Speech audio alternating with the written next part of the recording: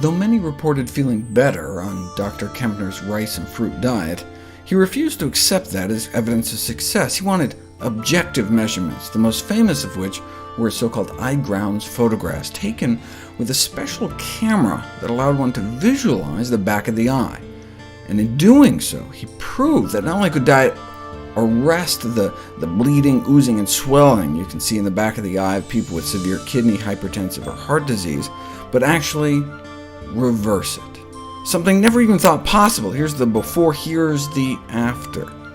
Reversal to such a degree that even patients who could no longer distinguish any objects have been able to read fine print. A reversal of blindness with diet. The results were so dramatic that the head of the Department of Ophthalmology at Duke, where Kempner worked, was questioned as to whether they were somehow faked.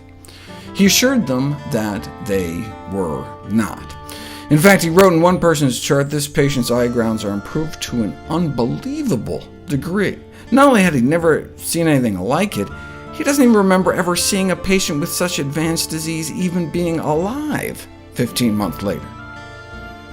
The magnitude of the improvements Kempner got were surprising. Reversal of end-stage heart and kidney failure simply beyond belief. But as Kempner said as his closing sentence of a presentation before the American College of Physicians, the important result is not that the change in the course of the disease has been achieved by the rice diet, but that the course of the disease can be changed at all.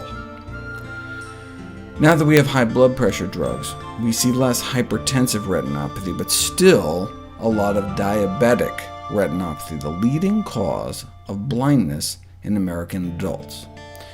Even with intensive diabetes treatment, at least 3 insulin injections a day with the best modern technology has to offer, like these implantable insulin pumps, the best we can offer is usually just a slowing of the progression of the disease. So we can, in the 21st century, slow down your blindness. But a half a century ago, Kempner proved you could reverse it.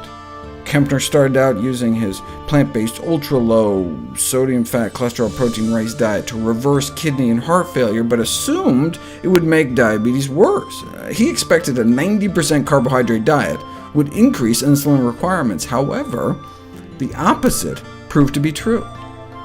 He just took the next 100 patients with diabetes and walked through his door that went on the rice diet for at least 3 months, and their fasting blood sugars dropped, despite a drop in the amount of insulin they were taking. But this is what blew people away. 44 of the patients had diabetic retinopathy, and in 30% of the cases, their eyes improved. From like this to this. That's not supposed to happen. Diabetic retinopathy is considered a sign of irreversible destruction. What does this mean in real life? Unable to even read headlines, to normal vision. The remarkable success Dr. Kempner had reversing some of the most dreaded complications of diabetes with his rice and fruit diet was not because of weight loss. The improvements occurred even in those patients that did not lose significant weight. So it must have been something specific about the diet. Maybe it was his total elimination of animal protein, total elimination of animal fat, total elimination of cholesterol, or radical reduction in sodium, fat, and protein in general. We don't know. But how do we treat diabetic retinopathy these days? With steroids and other drugs injected straight into your eyeballs. And if that doesn't work, there's pan-retinal laser photocoagulation, in which laser burns are etched over nearly your entire retina.